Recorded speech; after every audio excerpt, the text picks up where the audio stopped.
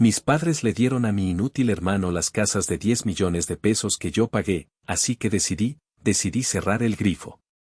Después de años de pagar sus deudas, mis padres le heredaron todo a mi hermano. Así que congelé el fondo de pensiones del que dependen para vivir.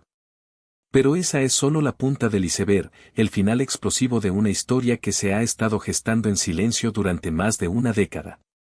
Para entender por qué una hija, que siempre fue descrita como buena y responsable, haría algo tan drástico, necesitan conocer toda la historia. Mi nombre es Ximena Reyes, tengo 32 años.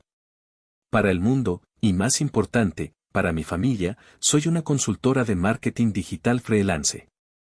Una descripción deliberadamente vaga que les permite imaginarme sentada en pijama todo el día, ganando lo suficiente para vivir cómodamente, pero sin nada espectacular.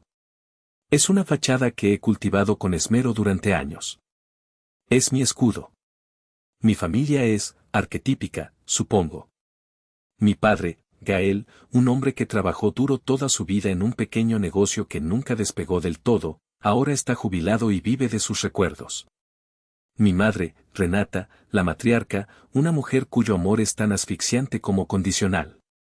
Y luego está Damián. Mi hermano mayor, de 35 años. El eterno emprendedor en serie, el niño de oro, el sol alrededor del cual gira nuestro pequeño universo familiar. Desde que tengo uso de razón, cada reunión familiar, cada cena de domingo, era un escenario para Damián. Él era el protagonista, y nosotros, la audiencia cautiva. Papá, tengo una idea que va a revolucionar la industria del reparto de comida, decía mientras devoraba el estofado que yo había comprado y traído. Mamá, este nuevo proyecto de criptomonedas me hará millonario antes de fin de año, aseguraba mientras yo, en silencio, transfería dinero a la cuenta de mis padres para pagar la factura de la luz que estaba a punto de vencer. Mi papel en esta obra de teatro familiar estaba claramente definido, yo era el telón de fondo, la red de seguridad, la proveedora silenciosa. Mis logros eran recibidos con un asentimiento distraído, mis contribuciones financieras, con un gracias, hija casual, como si fuera una obligación tan natural como respirar. Yo pagaba las compras del supermercado, las medicinas de mi padre, las reparaciones de la casa, las cenas en restaurantes caros para celebrar los futuros éxitos de Damián. Lo hacía porque los amaba, o eso me decía a mí misma. Quizás, en el fondo, lo hacía porque anhelaba desesperadamente una migaja de ese reconocimiento que le regalaban a mi hermano a manos llenas. Pero la gratitud es una moneda que mi familia no manejaba bien. Para ellos, mi apoyo no era un regalo, era un recurso. Un recurso inagotable, predecible y, sobre todo, silencioso. No sabían, no podían saber, que la Ximena que veían, la chica estable con su trabajito en la computadora, era solo un personaje. No tenían idea de que, detrás de esa fachada, se escondía la fundadora y CEO anónima de Innovestia Capital, una firma de tecnología financiera que manejaba carteras de inversión multimillonarias. No sabían que el dinero que yo les daba no era el fruto de un trabajo estable, sino las migajas de un imperio que yo había construido desde cero, en la oscuridad. Mientras ellos aplaudían al príncipe heredero que no sabía hacer nada más que soñar. Y esa ignorancia, esa ceguera voluntaria, fue la que finalmente prendió la mecha de la bomba que estaba a punto de estallar. Para que entiendan la profundidad de la herida, tengo que llevarlos 5 años atrás. Yo tenía 27 años y Innovestia Capital era todavía un proyecto joven, pero ya estaba generando ganancias significativas, mucho más de lo que nadie podría haber imaginado. Era mi secreto, mi orgullo. Había alquilado una pequeña oficina, tenía un equipo de 3 personas y pasaba 18 horas al día construyendo mi sueño. Mientras tanto, en casa, el sueño de mi padre se estaba convirtiendo en una pesadilla. El pequeño negocio de importación de mi padre, que siempre había sido más una fuente de estrés que de ingresos, finalmente colapsó. Las deudas se habían acumulado como una tormenta silenciosa, y un día, la tormenta estalló. Recuerdo la llamada de mi madre como si fuera ayer. Su voz, normalmente tan controlada, estaba rota por el pánico. Ximena, el banco nos va a quitar la casa. Debemos 1.600.000 pesos. No sé qué vamos a hacer. 1.600.000 pesos. La cifra resonó en mi cabeza. Era el valor de la casa en la que crecí, el hogar que mis abuelos habían construido.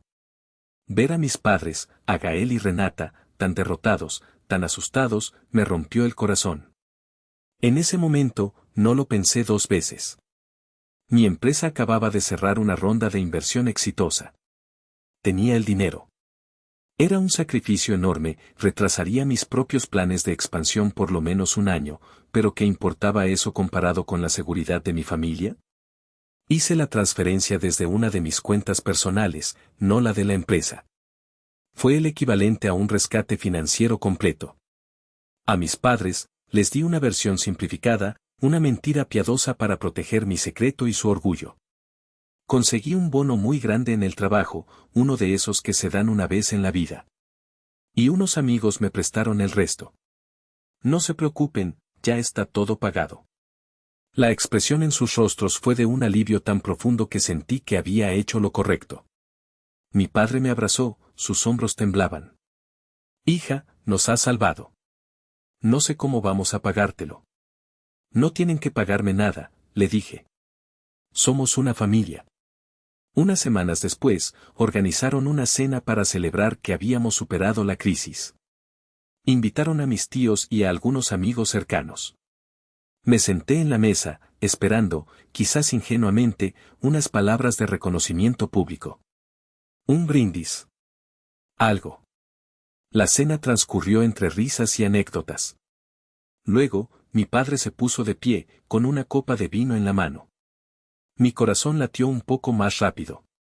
Quiero brindar, comenzó, y su mirada recorrió la mesa, pero se detuvo en Damián, que estaba sentado frente a mí, luciendo un traje nuevo que, por cierto, yo había pagado. Quiero brindar por mi hijo, Damián, continuó mi padre, con la voz cargada de orgullo. En nuestros momentos más oscuros, cuando la desesperación nos ahogaba, fue su visión, su mente de estratega, la que nos guió. Él se sentó conmigo, revisó los números, me dio consejos de negocios que ni a mí se me habían ocurrido. Me dio la fuerza para renegociar con algunos proveedores, para encontrar una salida. Gracias a su sabiduría, hoy conservamos nuestro hogar. Por Damián, el futuro de esta familia. Todos aplaudieron. Las copas chocaron. La gente felicitaba a mi hermano. Damián, con una sonrisa magnánima, aceptó el tributo como si fuera suyo por derecho. Solo hice lo que cualquier hijo haría, dijo con falsa modestia. Yo me quedé paralizada, con la copa a medio camino de mis labios. El aire se me escapó de los pulmones. Busqué la mirada de mi madre, pero ella estaba sonriéndole a Damián, con los ojos llenos de adoración. Nadie me miró. Era invisible. El dinero que había salvado sus vidas, el sacrificio que había puesto en pausa mis sueños, había sido borrado de la historia, reemplazado por una fantasía en la que mi hermano era el héroe. En ese momento, sentí un frío que no tenía nada que ver con la temperatura de la habitación. No dije nada. Forcé una sonrisa, levanté mi copa y brindé por el héroe de la familia. Pero por dentro, algo se rompió. Fue la primera grieta en el pilar de amor y obligación sobre el que yo había construido mi relación con ellos. Y esa noche, mientras conducía de vuelta a mi apartamento, comprendí una verdad dolorosa: para mi familia, mis acciones eran invisibles, pero mi dinero era indispensable. Y esa era una combinación peligrosamente tóxica. Las grietas, una vez que aparecen, tienen la mala costumbre de extenderse. La vida continuó, y yo seguí desempeñando mi papel de hija obediente y cajero automático personal. Innovestia Capital crecía exponencialmente, pero mi vida personal seguía estancada en el mismo guión familiar. Cada éxito profesional mío era un secreto guardado bajo 7 llaves, mientras que cada fracaso de Damián era un drama nacional que requería la atención y los recursos de todos, principalmente los míos. El incidente que solidificó mi creciente desilusión no fue un gran drama, sino un pequeño detalle, una conversación escuchada a medias que me apuñaló con más precisión que cualquier grito. Sucedió una tarde de martes. Había pasado por casa de mis padres para dejarles unas medicinas que había recogido. La puerta principal estaba entreabierta y, mientras entraba, escuché la voz de mi madre en la sala de estar, hablando por teléfono con mi tía Lidia. Me detuve en el pasillo, sin querer interrumpir. Al principio, la conversación era la típica charla familiar, el clima, la salud del tío, los chismes del vecindario. Pero entonces, escuché mi nombre, o más bien, el nombre de mi hermano. Ay, Lidia, no tienes idea, decía mi madre, su voz inflada de orgullo. El nuevo proyecto de Damián es brillante. Brillante. Es una plataforma para conectar a artesanos locales con mercados internacionales. Tiene una visión, es un verdadero visionario. Gael y yo estamos seguros de que esta vez sí, esta vez dará el gran golpe. Es el futuro de esta familia, te lo digo yo. Hizo una pausa, y pude imaginar a mi tía Lidia, siempre tan pragmática, haciendo la pregunta inevitable. Sí, claro, Damián siempre con sus ideas, continuó mi madre, con un tono ligeramente más bajo. ¿Ximena? Ah, sí, ella está bien. Muy bien.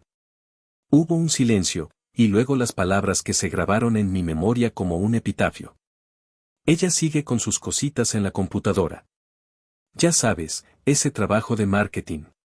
Le va bien, es estable. Estable. La palabra resonó en el pasillo silencioso.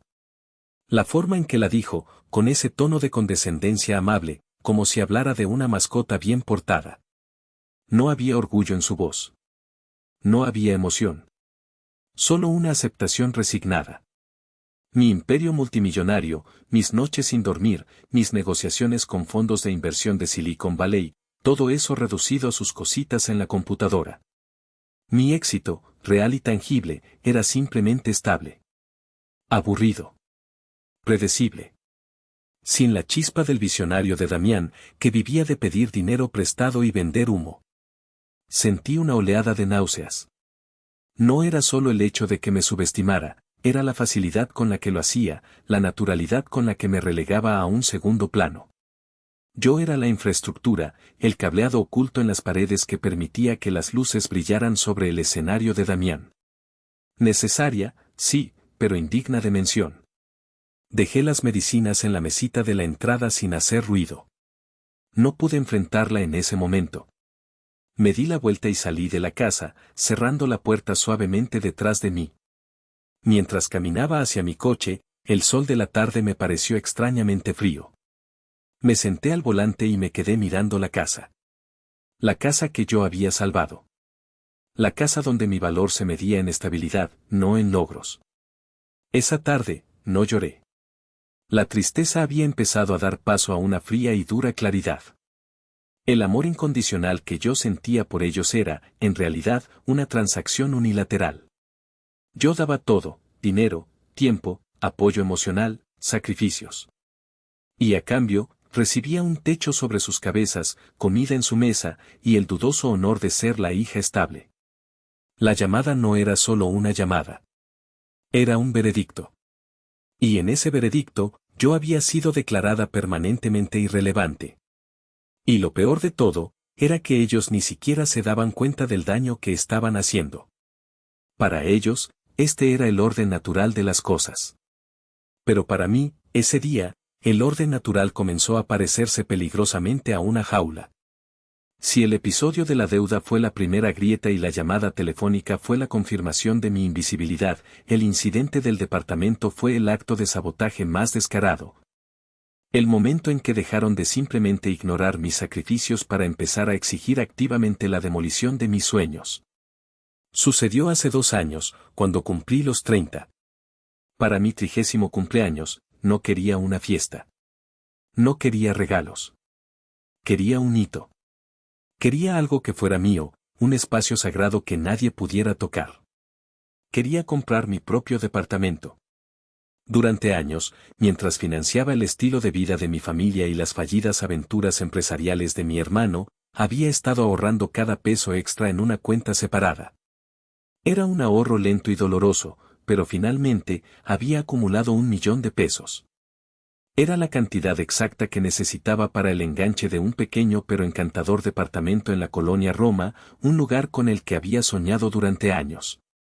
Tenía los papeles listos, la aprobación previa del banco en mi correo electrónico y una cita con el agente inmobiliario para firmar la oferta.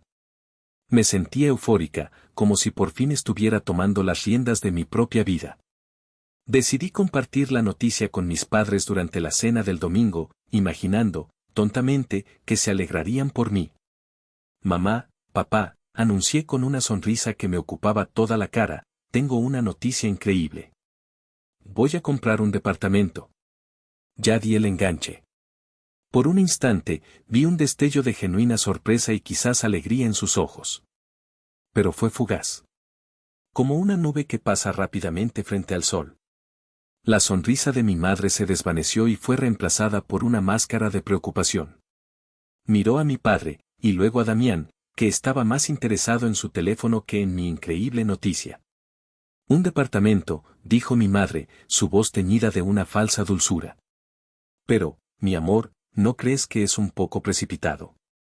Mi padre carraspeó. Hija, es un gran paso. Un compromiso financiero enorme.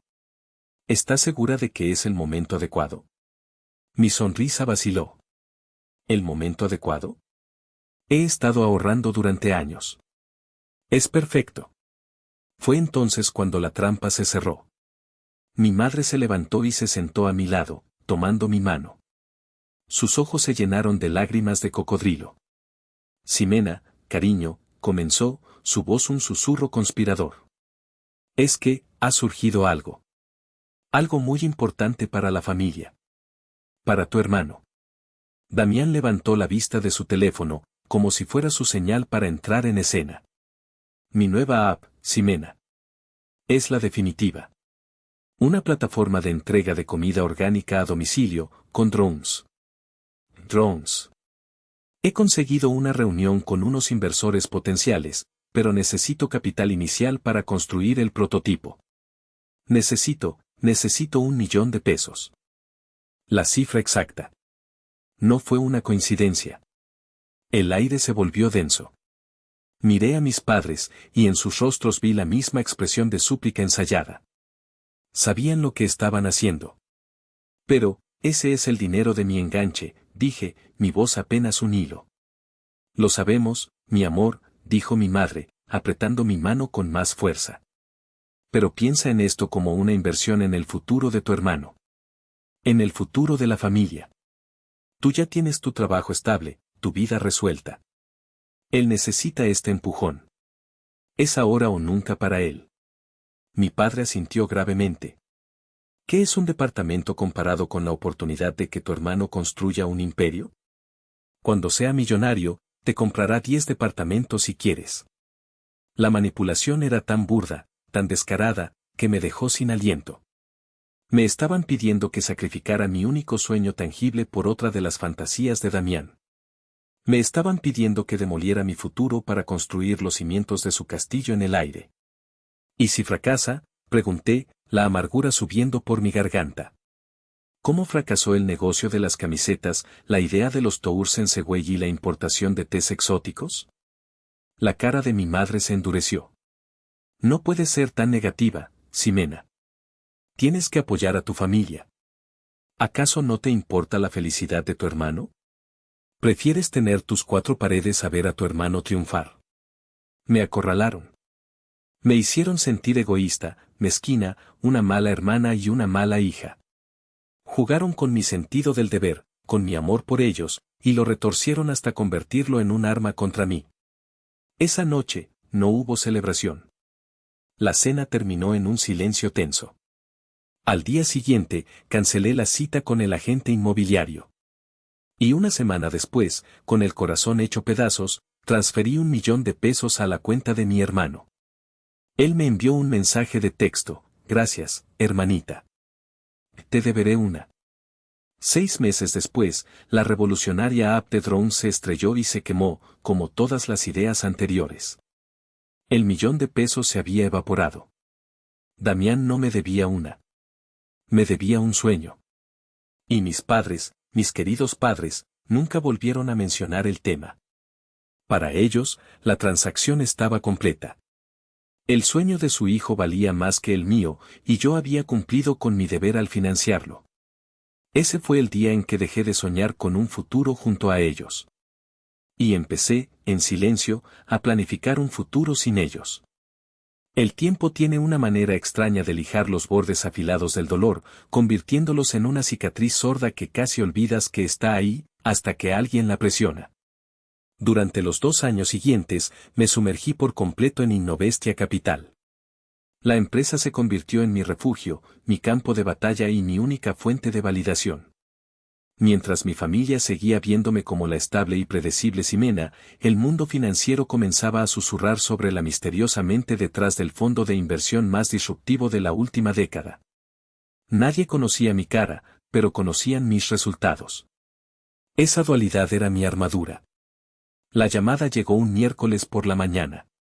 Era mi madre. Su voz en el teléfono era como miel, un tono que yo había aprendido a asociar con problemas inminentes. Ximenita, mi amor, ¿cómo estás?, arrulló. Bien, mamá. Ocupada. ¿Qué pasa?, respondí, mi tono deliberadamente neutro. Ay, nada malo, cariño, no te preocupes. Solo una cosita de nada. Tu padre y yo hemos estado actualizando algunos papeles, ya sabes, cosas de viejos. Y el abogado, el licenciado Soto, nos recomendó que toda la familia estuviera presente para una pequeña reunión. Para que todo quede claro y no haya malentendidos en el futuro. Una alarma silenciosa comenzó a sonar en mi cabeza. ¿Qué tipo de papeles, mamá? Oh, ya sabes, testamentos, propiedades, cosas aburridas, dijo, restándole importancia con una risita. Pero el licenciado insiste. Será este viernes a las 4 en su despacho. Es muy importante que vengas, mi vida. Es por el bien de la familia. El bien de la familia. Esa frase era su arma predilecta. La había usado para justificar cada sacrificio que me habían exigido. Veré si puedo mover mis compromisos, dije fríamente. No, no, mi amor, no es de ver si puedes. Tienes que estar ahí. Tu padre, tu hermano y yo ya confirmamos. Solo faltas tú. Por favor, Ximena. Es importante. La llamada terminó, dejándome con un nudo en el estómago. La última vez que habían insistido tanto en mi presencia fue para convencerme de renunciar a mi departamento. Mi instinto me gritaba que esto era una emboscada.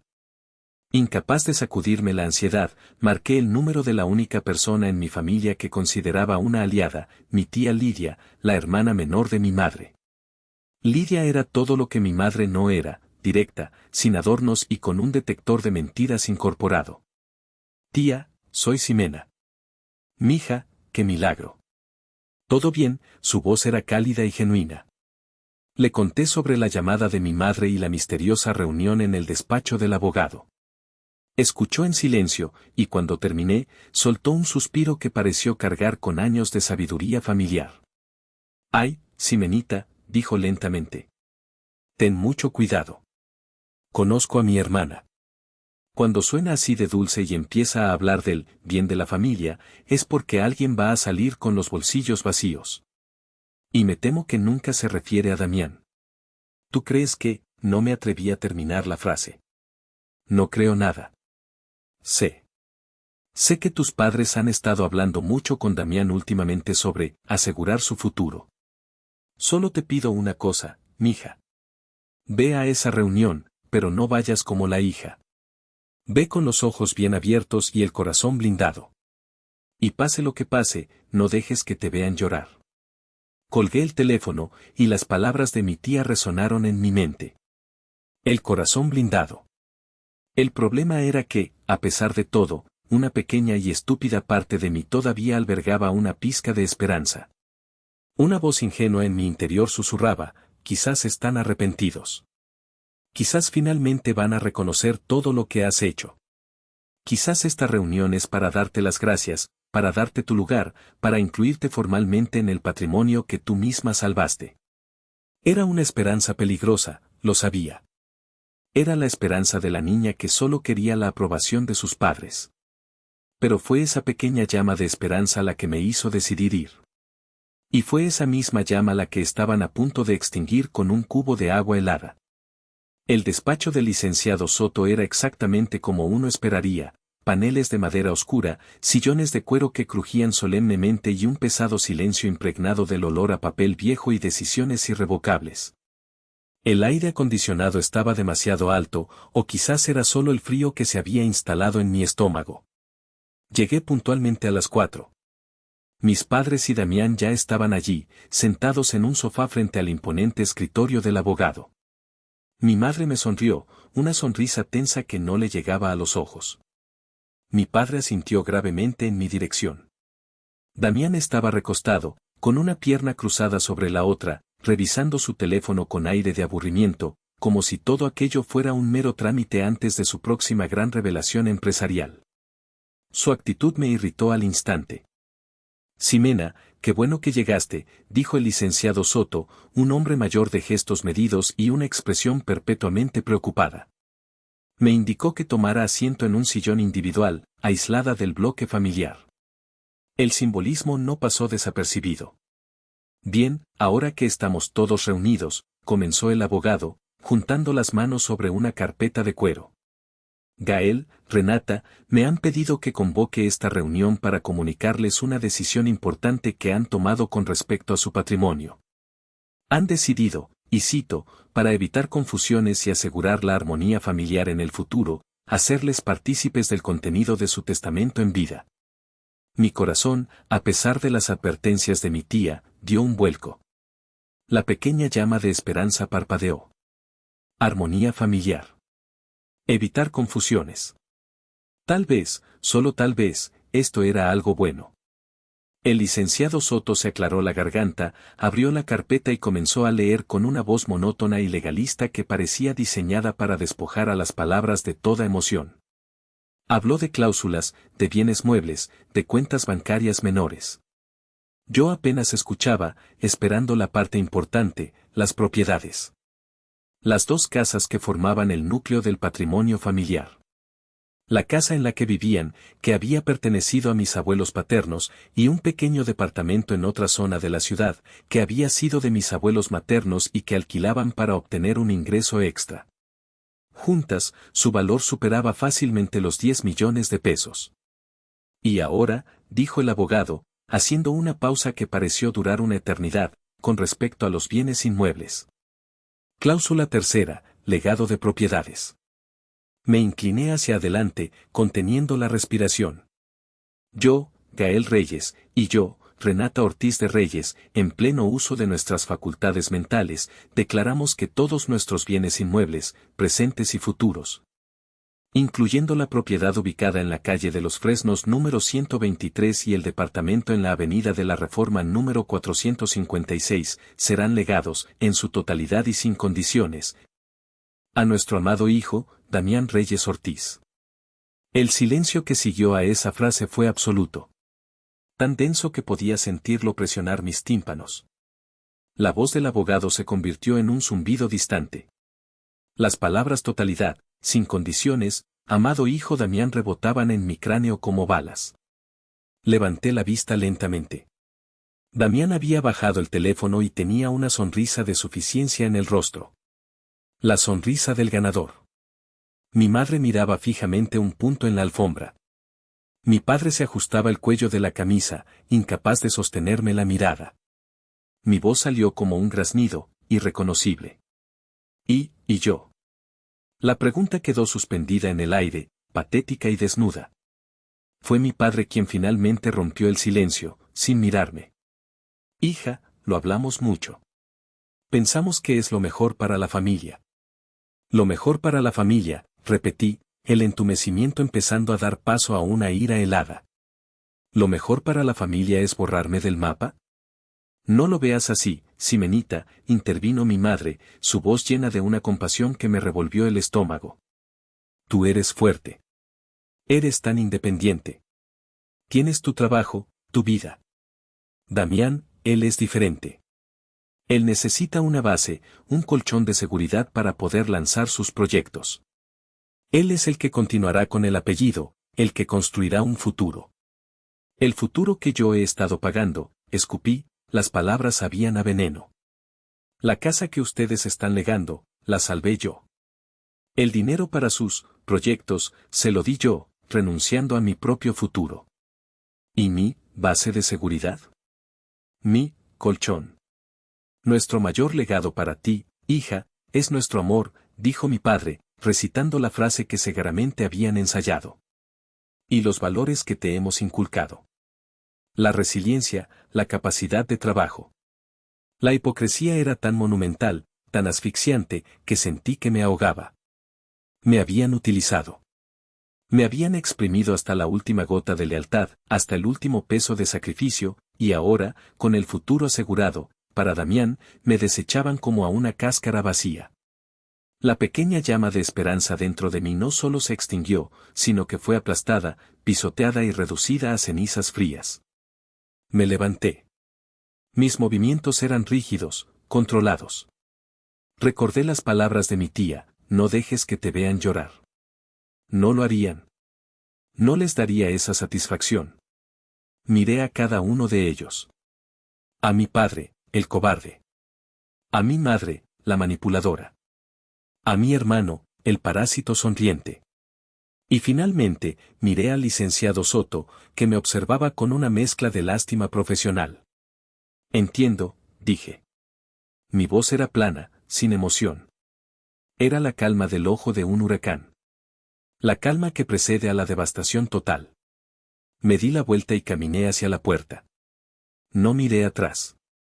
Cada paso era una promesa silenciosa. Habían declarado la guerra, creyendo que yo estaba desarmada. No tenían ni la más remota idea del arsenal que estaba a punto de desatar sobre ellos. El trayecto desde el despacho del abogado hasta el estacionamiento fue un borrón. Mis piernas se movían por pura memoria muscular, llevándome a través de pasillos que de repente parecían hostiles y ajenos. El sonido de mis tacones sobre el mármol era lo único que rompía el rugido silencioso en mis oídos.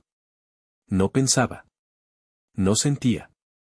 Era un autómata programado para un único objetivo, escapar de esa habitación antes de que la presa se rompiera. Cuando llegué a mi coche, un modesto sedán que había mantenido precisamente para no levantar sospechas, me deslicé en el asiento del conductor y cerré la puerta. El sonido sordo del cierre me aisló del mundo exterior y, por un momento, me encontré sola en un silencio absoluto. Y en ese silencio, la conmoción comenzó a ceder, reemplazada no por lágrimas, sino por una furia tan pura y fría que me aclaró la mente como un relámpago en una noche oscura. Las palabras de mi madre resonaban en mi cabeza: tú eres fuerte. Eres independiente. Tenían razón. Me habían entrenado para hacerlo. Me habían obligado a hacerlo. Y ahora iba a usar esa fuerza, la misma que ellos habían explotado, para protegerme. La cámara de mi historia personal, si existiera, se habría enfocado en mis manos. No temblaban. Estaban firmes, seguras. Mis nudillos estaban blancos por la fuerza con la que apretaba el volante, el cuero crujiendo bajo la presión. Fue un gesto inconsciente, la única manifestación física de la tormenta que se desataba en mi interior. Respiré hondo 1, 2, 3 veces.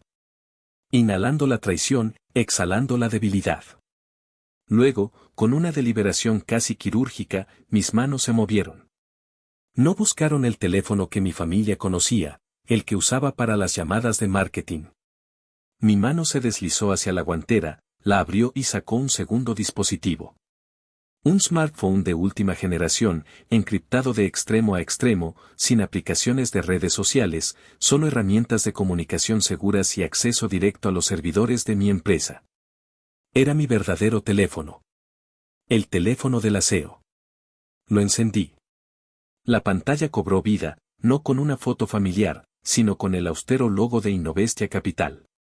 Deslicé el pulgar sobre el sensor de huellas dactilares y accedí a mi lista de contactos. Solo había un nombre en mis favoritos: Isaac. Isaac, mi director de operaciones. Un genio de las finanzas que había estado conmigo desde el principio. Era mi mano derecha, mi estratega, y la única persona en el mundo que conocía tanto a Ximena Reyes, la hija, como a X. Reyes, la CEO. Marqué su número. Respondió al primer tono. Isaac, dije. Mi voz había cambiado. Ya no era la voz de la hija herida. Era plana, precisa, desprovista de toda emoción. Era la voz que usaba para cerrar tratos de 9 cifras. Jefa, respondió él, su tono profesional como siempre. ¿Todo en orden? No, respondí secamente. Quiero que actives el protocolo, eclipse familiar. Hubo una pausa de apenas un segundo al otro lado de la línea. El protocolo eclipse familiar era un plan de contingencia que habíamos diseñado años atrás, medio en broma, medio en serio, para un escenario exactamente como este. Un cortafuegos financiero y legal para aislarme por completo de cualquier toxicidad familiar. Nunca pensé que tendría que usarlo. Entendido, dijo Isaac, sin hacer preguntas. ¿Inmediato? Inmediato, confirmé. Suspende todos los fondos de apoyo personal y transferencias automáticas vinculadas a mis cuentas personales con destino a Gael Reyes, Renata Ortiz o Damián Reyes. Quiero un bloqueo total. Hecho. ¿Algo más? Sí. Quiero una evaluación de riesgo completa y de máxima prioridad sobre una cartera de inversión privada. El nombre es Fondo de Jubilación Gael y Renata Reyes. Quiero saber su composición, su rendimiento, sus vulnerabilidades y, sobre todo, Isaac, quiero saber quién es el gestor de la cuenta principal. Sospechaba la respuesta, pero necesitaba la confirmación. Lo tendrás en tu escritorio a las 9 de la mañana, aseguró Isaac. Una última cosa. Busca cualquier solicitud de financiamiento o capital semilla a nombre de Damián Reyes o cualquiera de sus empresas fantasma. Quiero un informe detallado de viabilidad o la falta de ella. Prioridad alfa. Considéralo hecho, jefa. ¿Estás bien?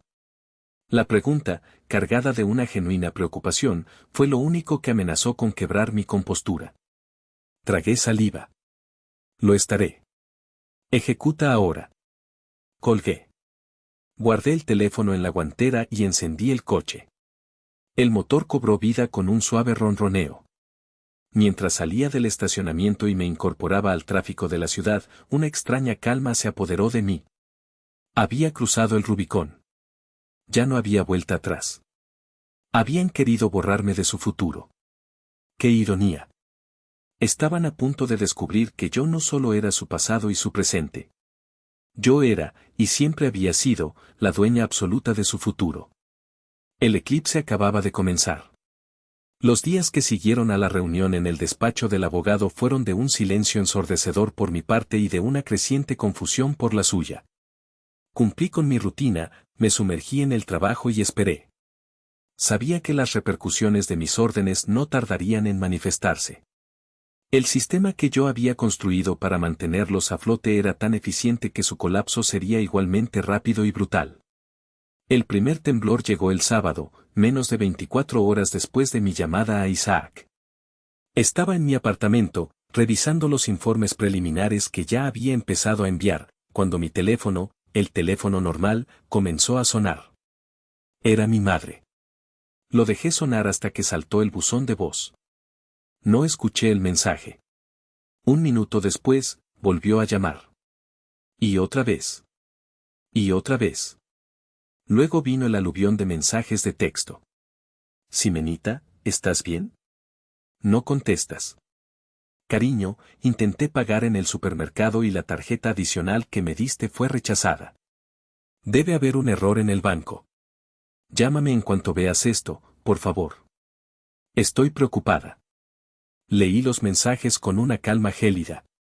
No había ningún error. La tarjeta de crédito adicional, que yo pagaba religiosamente cada mes, había sido la primera en caer. El domingo fue el turno de mi padre. Su llamada fue directa, sin los rodeos de mi madre. Ximena, contesta el teléfono. La tarjeta de la gasolina no pasó. ¿Qué está pasando? Ignoré la llamada. El lunes, la tormenta se intensificó. El pago automático del servicio de Internet y televisión por cable fue denegado. El martes, el de la electricidad. El miércoles, el del agua. Cada denegación era una pieza de dominó que caía, desmantelando la cómoda realidad que ellos daban por sentada. El viernes, exactamente una semana después de la emboscada en el despacho del abogado, la situación explotó. Mi teléfono sonó. Era un número desconocido. Dudé, pero contesté. Bueno. Y Ximena, por el amor de Dios, era la voz de mi madre, histérica. Nos han cortado la luz. Estamos a oscuras. La comida del refrigerador se va a echar a perder. ¿Qué demonios está pasando? No lo sé, mamá, respondí, mi voz era un témpano de hielo. Quizás olvidaron pagar la factura. Pero si tú siempre la pagas, gritó. Está en pago automático desde tu cuenta. Ah, dije, fingiendo una vaga sorpresa. Debo haberlo cancelado por error. Con tanto trabajo. No me vengas con excusas, interrumpió mi padre, que le había arrebatado el teléfono. Sabemos lo que estás haciendo. Esto es una rabieta infantil por lo del testamento. Es un chantaje. No es un chantaje, papá. Es una decisión de negocios. He decidido reestructurar mis finanzas personales y optimizar mis gastos. Y, lamentablemente, mantener a 3 adultos funcionales ya no entra en mi presupuesto. Les sugiero que hablen con el heredero universal, Damián. Seguramente, con su visión empresarial, podrá solucionar un problema tan mundano como una factura de la luz. Colgué antes de que pudieran responder. Apagué el teléfono normal y lo guardé en un cajón. El silencio que siguió fue maravilloso. Pero ellos no se rindieron.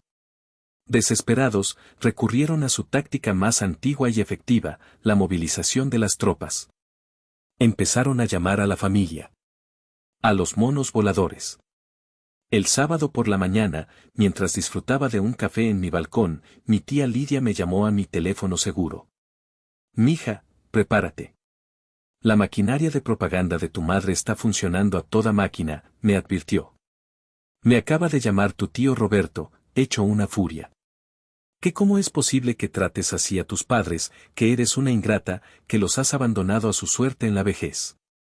¿Y qué le dijiste, tía? Le pregunté si él se ofrecía a pagarles las facturas. Se quedó callado. Luego le conté lo del testamento.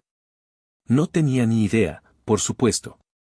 Renata solo les cuenta la parte de la historia que la hace quedar como una víctima. Gracias por defenderme, tía. No te estoy defendiendo, mija. Estoy defendiendo la verdad. Pero ten cuidado. Van a intentar acorralarte. Tenía razón. Esa misma tarde, convocaron una intervención familiar de emergencia en su casa. La convocatoria me llegó a través de un correo electrónico de mi padre, con copia a tíos y primos. El asunto familiar urgente.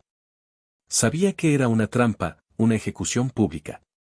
Pero también sabía que era mi escenario. Era la oportunidad perfecta para pasar de la defensa al ataque. Acepté la invitación con un escueto estaré allí. Antes de salir, abrí mi computadora portátil y revisé por última vez los archivos que Isaac me había preparado. Eran hermosos en su brutalidad. Gráficos, cifras, análisis de riesgo, proyecciones financieras. Eran mis armas. Y esa noche, por primera vez, iba a mostrárselas a mi familia. La hija estable se iba a quedar en casa. A esa reunión iría la CEO de Innovestia Capital. La sala de estar de la casa de mis padres, un lugar que antes asociaba con la calidez y el confort, ahora se sentía como un tribunal. El aire estaba cargado de una hostilidad palpable. Estaban todos allí, sentados como un jurado improvisado, mis padres, Gael y Renata, en el centro del sofá, con expresiones que oscilaban entre la indignación y la autocompasión, mi tío Roberto, el mono volador principal, con el ceño fruncido y los brazos cruzados, y por supuesto, Damián, el príncipe heredero, que me miraba con una mezcla de desprecio y triunfo, como si mi castigo fuera una mera formalidad antes de su coronación. La única cara amiga era la de mi tía Lidia, sentada un poco apartada, observando la escena con sus ojos agudos y analíticos. Ximena, comenzó mi padre, adoptando el tono de un patriarca decepcionado. Te hemos llamado aquí porque tu comportamiento de la última semana ha sido inaceptable. Nos has cortado los servicios, has dejado de responder nuestras llamadas. ¿Qué clase de hija hace eso? Una hija a la que han desheredado, respondí con calma, mi voz resonando en el tenso silencio. Eso no te da derecho a tratarnos así, exclamó mi madre, las lágrimas ya asomando en sus ojos. Somos tus padres. Nos debes respeto. El respeto es una vía de doble sentido, mamá. Y ustedes perdieron el mío en el despacho del licenciado Soto. Mi tío Roberto intervino, su voz retumbando. Escúchame, jovencita. Tus padres han trabajado toda su vida para darte todo lo que tienes.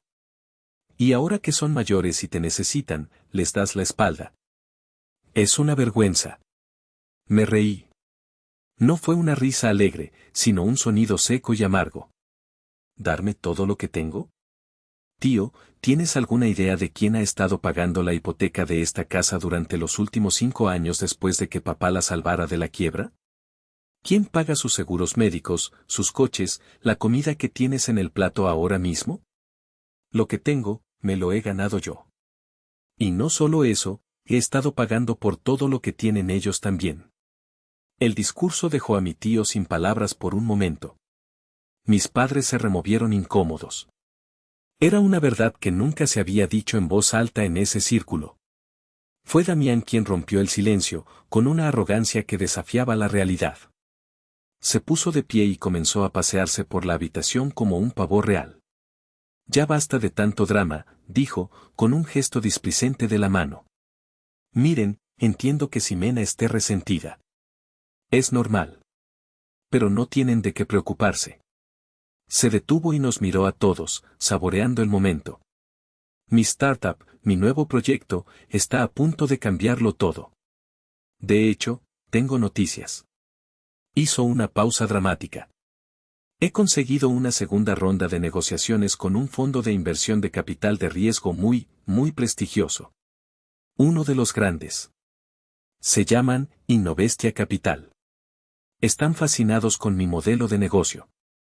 Es cuestión de semanas, quizás días, antes de que me financien. Y cuando lo hagan, su mirada se posó en mí, llena de veneno y condescendencia, el dinero no será un problema. Yo me haré cargo de mis padres. Y tú, Ximena, si aprendes a comportarte y te disculpas, quizás pueda encontrarte un puestecito en mi empresa. Necesitaré a alguien que organice los archivos o algo así. La sala se llenó de murmullos de admiración. Mi madre lo miraba como si fuera un dios. Mi padre hinchó el pecho de orgullo. Había hecho su jugada, reafirmando su estatus de salvador y humillándome en el proceso. Y fue entonces cuando sonreí. Una sonrisa genuina, amplia, que pareció desconcertarlos a todos. ¿Innovestia Capital?, pregunté, mi voz sonaba peligrosamente divertida. Vaya, qué coincidencia. Es un nombre excelente, muy pegadizo. Con una calma que los desarmó, me levanté, caminé hacia el mueble de la televisión y saqué mi computadora portátil de mi bolso. La abrí y la conecté al puerto HDMI de la Smart TV. La pantalla cobró vida, mostrando mi escritorio. Ya que estamos hablando de finanzas y del futuro de la familia, dije, mi voz ahora firme y clara, permítanme hacer una pequeña presentación. Con un clic del ratón, la primera diapositiva apareció en la pantalla de 60 pulgadas. Era la página de inicio del sitio web de Innovestia Capital. Un diseño elegante, profesional, con cifras de rendimiento impresionantes.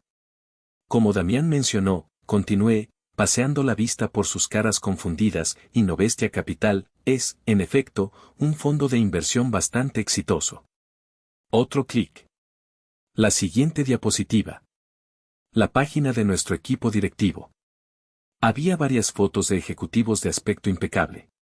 Y en la parte superior, en la posición más destacada, estaba mi retrato corporativo. Una foto que nunca habían visto. Debajo, en letras claras y nítidas, mi nombre y mi cargo. Ximena Reyes, fundadora y directora ejecutiva, CEO. El silencio en la sala fue tan absoluto que podría haber escuchado caer un alfiler. Los ojos de todos se movían frenéticamente de la pantalla a mi cara y de vuelta a la pantalla, sus cerebros luchando por procesar una información que desafiaba todo lo que creían saber sobre mí. La mandíbula de Damián estaba literalmente colgando. No les di tiempo a recuperarse. Clic, siguiente diapositiva. Era un panel de control financiero, un dashboard lleno de gráficos y números. En la parte superior, un título claro, cartera de inversión privada, fondo de jubilación Gael y Renata Reyes. Mostraba cada activo, cada bono, cada acción. Y sobre todo ello, un enorme banner rojo parpadeante. Alerta, cuenta congelada temporalmente, bajo revisión de alto riesgo.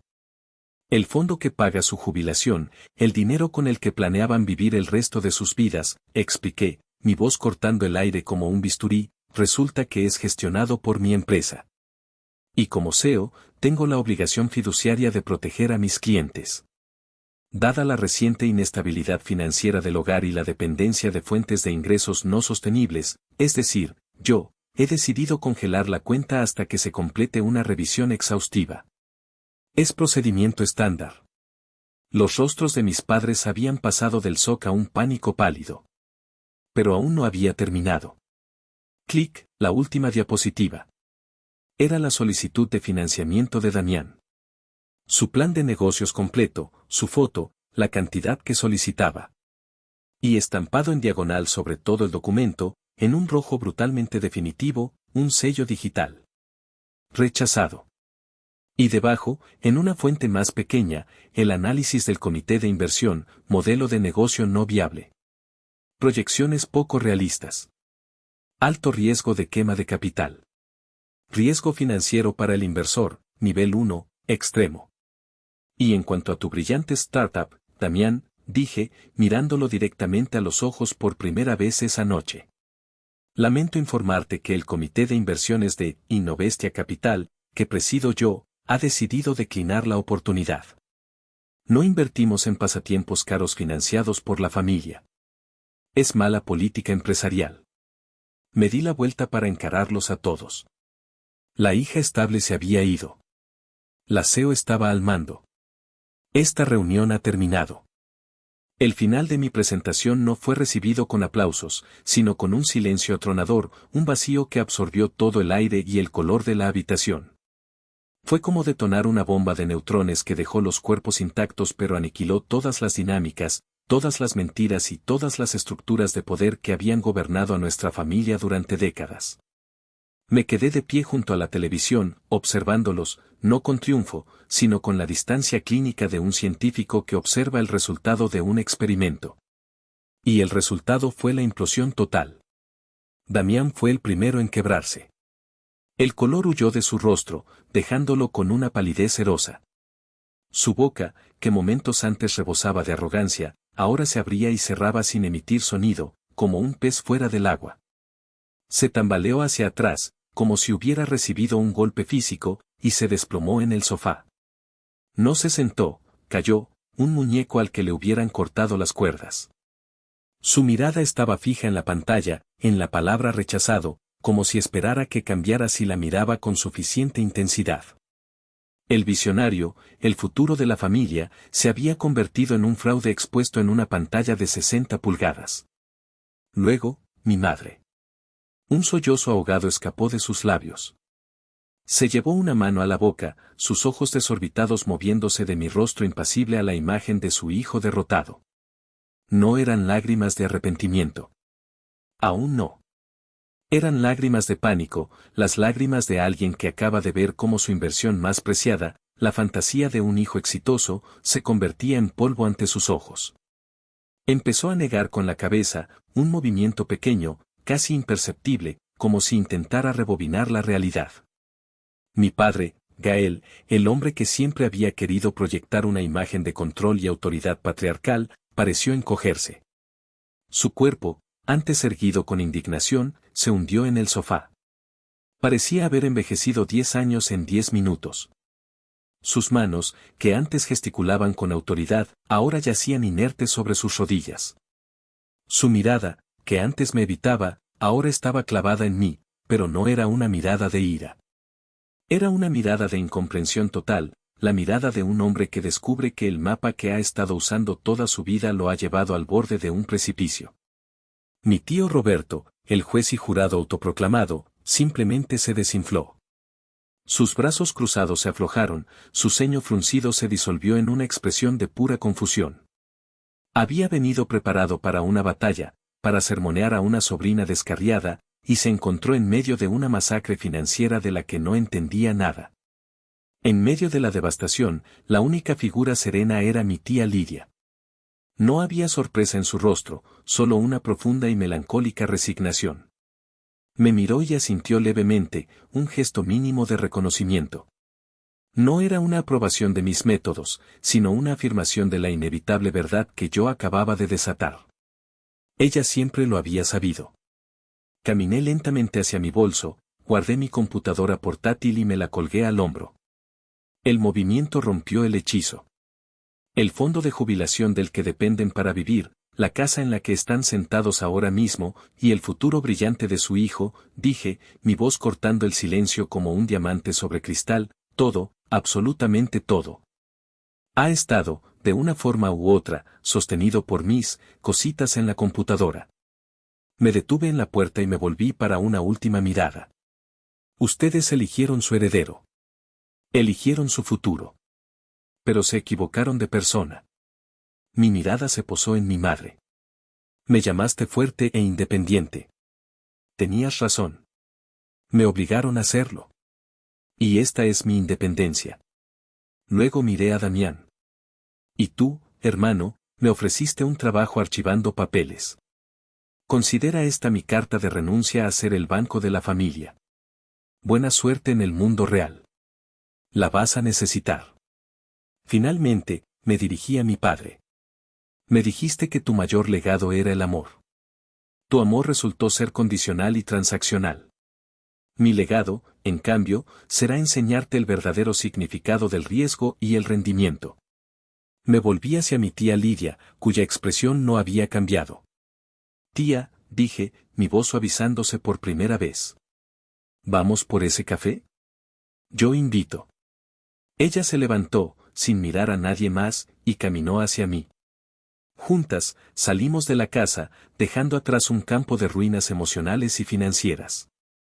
El sonido de la puerta cerrándose detrás de nosotros no fue un final. Fue el comienzo de un nuevo orden mundial. Mi orden mundial. El café con mi tía Lidia fue tranquilo. No hablamos mucho de lo que acababa de suceder. No era necesario. Ella simplemente me escuchó mientras yo verbalizaba, por primera vez, el plan que había estado tomando forma en mi mente. No era un plan de venganza, sino de reconstrucción. Una reconstrucción basada en fronteras de acero. En las semanas siguientes, ejecuté ese plan con la misma precisión con la que manejaba una adquisición hostil. La comunicación con mis padres y mi hermano se cortó por completo, excepto a través de nuestros respectivos abogados. El licenciado Soto, después de una llamada muy incómoda en la que le expliqué la situación, renunció a ser el abogado de la familia y me recomendó un colega especializado en disputas patrimoniales. Contraté al mejor. Mi abogado le transmitió mis términos a la familia. No eran negociables. Eran un decreto. Primero, el congelamiento de su fondo de jubilación se mantendría hasta que se liquidara uno de los dos bienes inmuebles. La casa en la que vivían o el departamento alquilado. La elección era suya. Con el dinero de la venta, debían establecer un nuevo fondo de fideicomiso, gestionado por una tercera parte neutral, que les proporcionaría un estipendio mensual modesto pero suficiente para vivir sin lujos. El resto del capital debía permanecer invertido y no podía ser tocado. Segundo, Damián debía desalojar la casa familiar en un plazo de 30 días. Se le acabó la vida de príncipe parásito. Debía encontrar su propio lugar y su propio trabajo. No recibiría ni un solo peso de la venta de la propiedad ni de mí. Su herencia, el futuro brillante que le habían prometido, se había desvanecido. Tercero, una vez que el nuevo fideicomiso estuviera establecido y Damián estuviera fuera de la casa, yo, a través de una fundación anónima que creé para este propósito, haría una contribución mensual. Una cantidad mínima, simbólica, para cubrir gastos médicos básicos. No era por amor, era para acallar cualquier posible acusación futura de abandono. Era una jugada de ajedrez, no un gesto de bondad. La resistencia inicial fue, como era de esperar, feroz.